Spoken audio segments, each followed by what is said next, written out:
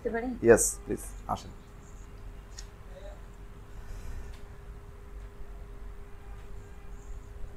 হ্যাঁ বসেন। ওয়ালাইকুম আসসালাম, বসেন। দেন কাগজটা দেন, আপনি বসেন। কি নাম আপনার? শিরিন সুলতানা মুন্নি। শিরিন সুলতানা। জি স্যার। শিরিন শারমিন চৌধুরী, আমাদের খুব অনারেবল একজন মাননীয় স্পিকার। মাননীয় স্পিকার। জি স্যার। রাষ্ট্রীয় প্রোটোকলে বা রাষ্ট্রীয় মানে কি বলবো অভ্যর্থনায় জি স্যার। তার অবস্থান কত? তৃতীয়। প্রথম কে? স্যার রাষ্ট্রপতি, মাননীয় মহামান্য রাষ্ট্রপতি। তারপর?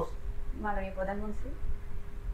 স্পিকার হবে না নাকি মাননীয় প্রধানমন্ত্রী হবে? মাননীয় প্রধানমন্ত্রী। তারপর? তারপর 3 নাম্বার স্যার আমাদের মাননীয় স্পিকার। আচ্ছা একটু পড়ে নেবেন। হ্যাঁ জি স্যার। আচ্ছা, তো মাননীয় স্পিকার আমাদের রাষ্ট্রপতি যখন দায়িত্বে থাকবেন না, কোনো কারণে অসুস্থ হবেন, বিদেশ ভ্রমণে, উনি কার কাছে দায়িত্ব দিয়ে যাবেন? স্যার মাননীয় স্পিকারের কাছে। স্পিকার। রাষ্ট্রপতিকে শপথ বাক্য পাঠ করাবেন কে? মাননীয় স্পিকার স্যার। আচ্ছা, সংসদ সদস্যদের শপথ বাক্য পাঠ করেন কে? মাননীয় মহামান্য রাষ্ট্রপতি। মহামান্য রাষ্ট্রপতি। প্রধানমন্ত্রীকে শপথ বাক্য পাঠ করেন কে? স্যার মহামান্য রাষ্ট্রপতি। প্রধানমন্ত্রীকে শপথ বাক্য কে করেন? স্যার মহামান্য রাষ্ট্রপতি। রাষ্ট্রপতি। গুড, ঠিক আছে। সংবিধানের কত নম্বর অনুচ্ছেদে অনুচ্ছেদ বলে এটি? সংবিধানের স্যার 142 নম্বর অনুচ্ছেদ অনুসারে। কি বলেছে সেখানে? স্যার কতিপয় পদের শপথ রয়েছে, সেই অনুযায়ী স্যার। বাংলাদেশের সংবিধানের তফসিল কয়টি? স্যার 7টি। আচ্ছা, তফসিল কি আসলে?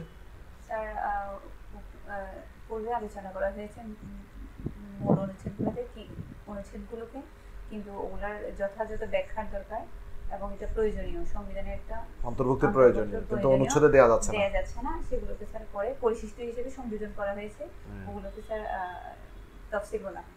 Point of politics K? Sir আমাদের জাতির জনক বঙ্গবন্ধু শেখ মুজিবুর রহমান।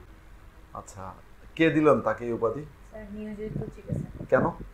স্যার বঙ্গবন্ধুর 7 মার্চের জ্বালাময়ী ভাষণের জন্য। 7 মার্চের ভাষণটা বর্তমানে এটা আমাদের কোথায়, মানে কি জন্য এটাকে স্বীকৃতি দেওয়া হলো? এটাকে কি হিসেবে স্বীকৃতি দেওয়া হলো? স্যার ওয়ার্ল্ড হেরিটেজ ডকুমেন্ট হিসেবে। কেন স্যার এই ডকুমেন্ট? কারণ আমাদের এই ভাষণের মাধ্যমে ওয়ার্ল্ড হেরিটেজ ডকুমেন্টে কোন ডকুমেন্টগুলো স্থান পায়? কি মানে ওর একটা ক্যাটাগরি থাকবে না? কোন ক্যাটাগরি ডকুমেন্টগুলো সেখানে স্থান পায়? মানে এটা একটা ক্রাইটেরিয়া আছে, কোন ক্রাইটেরিয়াতে সেটা এখানে স্থান পাবে? পৃথিবী বিখ্যাত কয়েকটি ভাষণের নাম বলেন তো। Sir I have a dream, Martin Luther king, তারপর স্যার গেটিসবার্গের ভাষণ, আব্রাহাম লিঙ্কন, আর বঙ্গবন্ধুর 7 মার্চের ভাষণ। তিনটা ভাষণকে কোঅর্ডিনেট করেন তো একটু। স্যার মানে গেটিসবার্গের ভাষণটা যদি বলতে চাই স্যার, ওটা হচ্ছে গণতন্ত্রের জন্য দেওয়া হয়েছিল, আর আমাদের মাননীয় আমাদের স্যার জাতির জনক বঙ্গবন্ধু শেখ মুজিবুর রহমান দিয়েছিলেন যেটা, ওটা স্যার লিখিত ছিল, কিন্তু স্যার গেটিসবার্গের ভাষণে স্যার লিখিত ছিল, আর এটার সময় ছিল 2 মিনিট। আমাদের জাতির জনকের ভাষণ ছিল স্যার রেকর্ডেড ছিল স্যার 18 মিনিট। আচ্ছা ঠিক আছে, আমরা এখন অন্য জায়গাতে যাই। আপনি কোন সাবজেক্ট থেকে পাস করেছেন? স্যার আমি মৎস্য বিজ্ঞান অনুসারে। মৎস্য বিজ্ঞান? জি স্যার, মৎস্য বিজ্ঞান বলে স্যার আমাদের এটা। আচ্ছা ঠিক আছে। কেন মৎস্য আর মৎস্যের মধ্যে পার্থক্যটা কি? মৎস্য হচ্ছে শুধু মাছ নিয়েই স্যার, আর মৎস্যতে স্যার মাছের পাশাপাশি স্যার যেমন আমার শামুক, ঝিনুক এগুলো নিয়ে কাজ করেন। মোলাস্ক। আচ্ছা আচ্ছা বুঝতে পেরেছি। আমাকে একটু বলেন তো, আমাদের বঙ্গোপসাগরের যে আমাদের যে টোটাল আমরা যে আমাদের যে এই মহিষপানে যে মাছগুলো আমরা এখানে কত প্রজাতির মাছ পাই আমরা? 475 প্রজাতির মাছ। 475। আর টাঙ্গুয়ার হাওরে কত প্রজাতির পাই? টাঙ্গুয়ার হাওরকে তো ওয়ার্ল্ড হেরিটেজ বলে, ঠিক না? কি কারণে বলে? স্যার রামসার সাইট বলে স্যার টাঙ্গুয়ার। কেন কেন? কারণ স্যার এইটা স্যার আমাদের বাংলাদেশের মৎস্যের স্বাদুপানির অন্যতম স্যার। কেন এটা, কেন এত বিখ্যাত কেন এটা? স্যার স্বাদুপানির মাছের জন্য স্যার। স্বাদুপানি মাছ তো আমাদের চলন বিলেও আছে, তো ওখানে বেশি কেন? ওটার নাম কেন? চলন মিলকে তো দেওয়া হলো না, ওটাকে কেন দেওয়া হলো? আচ্ছা আমাকে আমাদের সোর্স, আমাদের ফিশারিজ সোর্সগুলো কি, আমাদের মাছের সোর্সগুলো কোথায় আমাদের? স্যার আমাদের হাওর বাউর যদি আমরা স্যার বৃহৎ ক্যাটাগরি করি, ওখানে স্যার আমাদের অভ্যন্তরীণ মৎস্য আছে, আর মুক্ত জলাশয়। মুক্ত জলাশয়। আচ্ছা, আবার অভ্যন্তরীণের মধ্যে স্যার মুক্ত জলাশয় আছে, আবার বদ্ধ জলাশয়। গুড, ঠিক আছে। এখন এটা বলেন যে আমাদের এই যে হালদাতে যে আমাদের এটা তো দক্ষিণ এশিয়ার একমাত্র। জি স্যার। হালদার এমন কি বৈশিষ্ট্য আছে যার কারণে এখানেই শুধু কাপ জাতীয় মাছগুলো ডিম ছাড়ে? স্যার এটা বলতে গেলে এটা স্যার পিওর ব্রিডিং গ্রাউন্ড। কেন পিওর ব্রিডিং গ্রাউন্ডটা কেন? এটা হচ্ছে বাংলাদেশে উৎপত্তি এবং বাংলাদেশে। ঠিক আছে, আর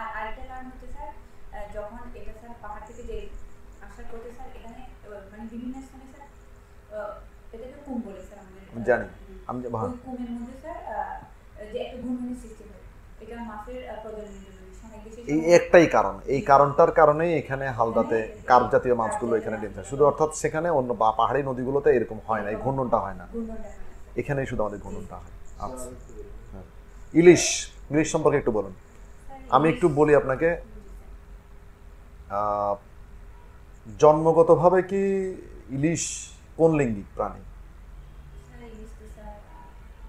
ইলিশ কোন লিঙ্গে জন্মগ্রহণ করে?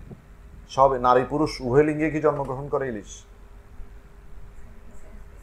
আচ্ছা জেনে নেবেন, ইলিশ কিন্তু মনে রাখবেন বাংলা একমাত্র মাছ যে মানে সব ইলিশ জন্মগতভাবে পুরুষ, জীবন চক্রের একটা পর্যায়ে এসে সে নারী হয়ে যায়। এটা বাংলাদেশের বিজ্ঞানীরা আবিষ্কার করেছে ইলিশ, এটা বাংলাদেশের বিজ্ঞানীরাই আবিষ্কার। ইলিশ কি পরিযায়ী মাছ? পরিযায়ী মাছ সম্পর্কে জানেন আপনি? পরিযায়ী মাছ মাইগ্রেটিং ফিশ। মাইগ্রেটিং ফিশ মানে কি? যদি আমি মাইগ্রেশনটাকে বিভাজন করা যায় স্যার, এটা স্যার ডায়াগ্রামাস অ্যানাড্রোমাস।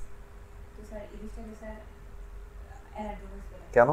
কারণ স্যার ইলিশ জীবন চক্রের মানে প্রজননের জন্য স্যার নদীতে চলে আসে। কেন নদীতে আসতে হবে তাকে? কারণ স্যার তার সেরেনিটিতে ডিমগুলো নষ্ট হয়ে গেছে। আর কোন নদীর ইলিশ স্বাদ হবে বলেন তো? পদ্মার ইলিশ, মেঘনার ইলিশ, কর্ণফুলীর ইলিশ? কেন? স্যার এখানে ইলিশের জন্য যে স্যার প্লাঙ্কটনটা স্যার যেটা দরকার স্যার পড়ে নেবেন একটু। হ্যাঁ, এটা সে কারণে না, অর্থাৎ ইলিশ তো আসলে বেসিক্যালি সমুদ্রের মাছ, সে তীব্র স্রোতে যখন থাকে তার শরীরের ভেতরে যে চর্বিগুলো জমতে পারে না, আর পদ্মায় স্রোত কম, সে স্থির অবস্থায় থাকে, প্লাঙ্কটন খায়, চর্বি জমে যায়, এই জন্য সে মোটা তাজা গোল হয়ে যায়, এই জন্য সেটা স্বাদ হয়। পড়ে নেবেন। নারী উদ্যোক্তা বিষয়ে আপনার বলেন। আমি বলবো স্যার বর্তমান সরকার অধীনে স্যার নারীদের জন্য স্যার অনেক পদক্ষেপ নেওয়া হয়েছে। যেমন স্যার সর্বপ্রথম আমার যেটা ভালো লাগে স্যার নারীদের আশ্রয় প্রকল্প, সেখানে নারীদেরকে যে অধিকার দেওয়া হয়েছে স্যার জমি মালিক, এই জিনিসটা স্যার আমার চাকরি কেন ওই যে ব্যবসা তো করতে পারতেন, চাকরিতে কেন? মানে একজন নারী উদ্যোক্তা হলে তো আর চাকরির চেয়ে ব্যবসা কিন্তু টাকা অনেক বেশি। আর বাংলাদেশে ফরেন ক্যাডার আর ওর কি চয়েস কি আছে? আচ্ছা একটা তোমার তো হচ্ছে বিসিএস প্রশাসন, ঠিক না? মৎস্য আইনের একটা ইয়ে করো তো, ভ্রাম্যমাণ আদালত পরিচালনা করো তো, মৎস্য আইনের একটা ভ্রাম্যমাণ আদালত পরিচালনা করবা। তোমার অ্যাডমিনিস্ট্রেশন এবং ফিশারি ক্যাডার দুটোই একসাথে করলাম। মৎস্য আইনে কখন তুমি ভ্রাম্যমাণ আদালত পরিচালনা করো? কোন রুলসগুলো ভায়োলেট করলে তুমি ভ্রাম্যমাণ আদালত পরিচালনা করবা?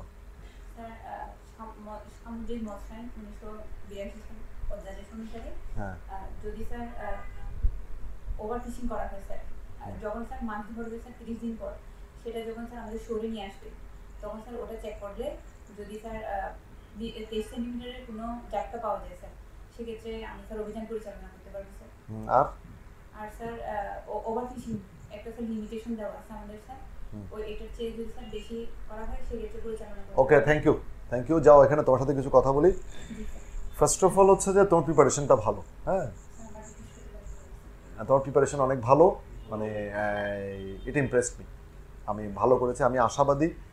তুমি সব কিছু ভালো বলেছো, একদম অ্যাকুরেট, তোমার আনসারগুলো অ্যাকুরেট ছিল।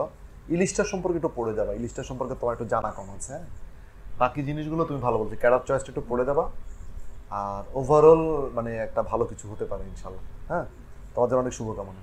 Thank you. হ্যাঁ আচ্ছা, থ্যাংক ইউ। ওয়ালাইকুম আসসালাম। হ্যাঁ।